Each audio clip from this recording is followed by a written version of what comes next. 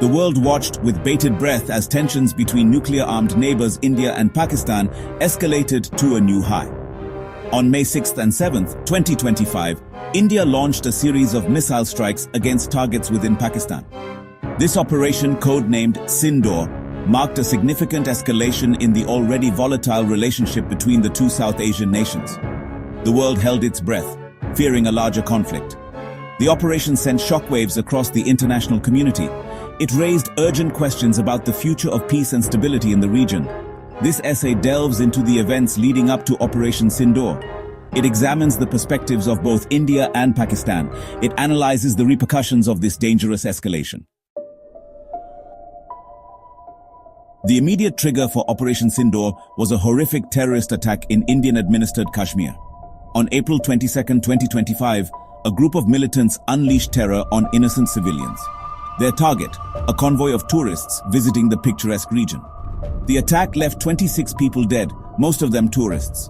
The militants, as per reports, separated the men from the women and children. They then executed the men in cold blood, forcing their families to watch. This act of barbarity sent shockwaves throughout India. The nation mourned the loss of innocent lives. The government vowed to bring the perpetrators to justice.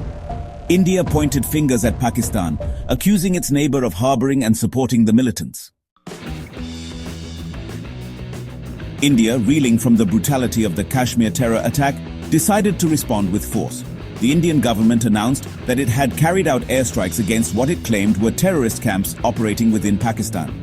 The operation, which commenced in the early hours of May 6th, targeted 9 locations in Pakistan's Punjab province and Pakistan-administered Kashmir. India named the operation SINDOOR after the red vermilion powder traditionally worn by Hindu women.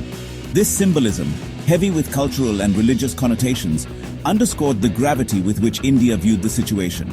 India maintained that the strikes were conducted with utmost precision.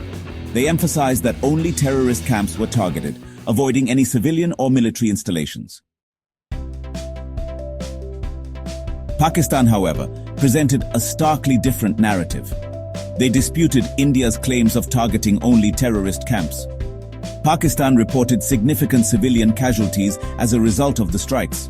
According to Pakistani authorities, 26 civilians were killed, and at least 46 others were injured. The strikes caused considerable damage to infrastructure, including mosques and residential buildings. Images of the devastation, showing buildings reduced to rubble and people trapped under debris, were broadcast across the world. Pakistan accused India of warmongering and violating its sovereignty. The Pakistani government vowed to respond resolutely to what it termed an act of aggression. Section 5. Pakistan retaliates. An eye for an eye. So, Pakistan, in response to India's airstrikes, launched its own retaliatory strikes. The details of these strikes remain, well, shrouded in conflicting reports.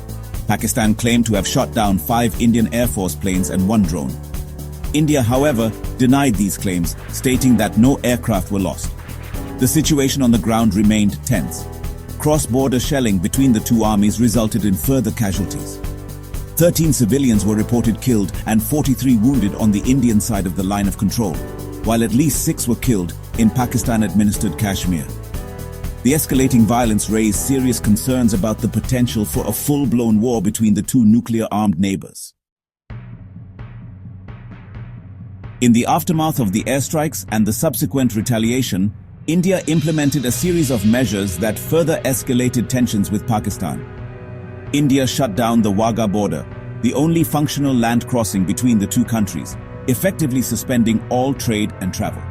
India also threatened to disrupt Pakistan's water supply by diverting the flow of rivers that originated in India and flowed into Pakistan.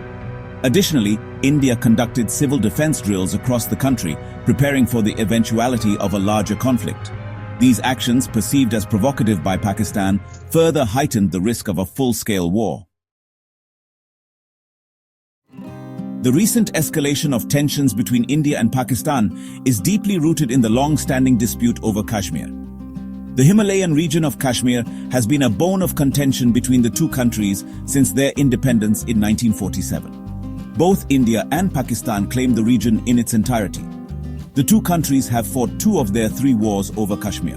The region remains heavily militarized on both sides of the line of control, which serves as the de facto border.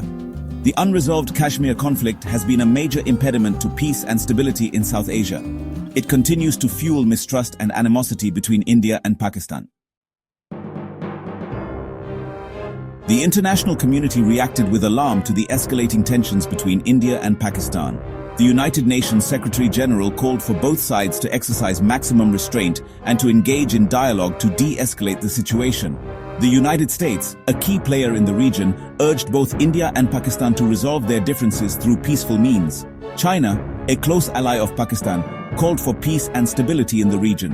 The international community recognized the grave dangers posed by the conflict and urged both sides to step back from the brink. Operation SINDOOR and its aftermath have had a profound impact on the region. The immediate fallout included the closure of airspace, suspension of visas, and a halt to trade between India and Pakistan. This disruption had significant economic consequences for both countries, but particularly for Pakistan, which was already grappling with a fragile economy. Beyond the immediate economic repercussions, the escalation of tensions has cast a long shadow over the region's future. The possibility of a full-fledged war between two nuclear-armed nations is a terrifying prospect. The world watches with anxiety, hoping that dialogue and diplomacy will prevail over aggression and violence.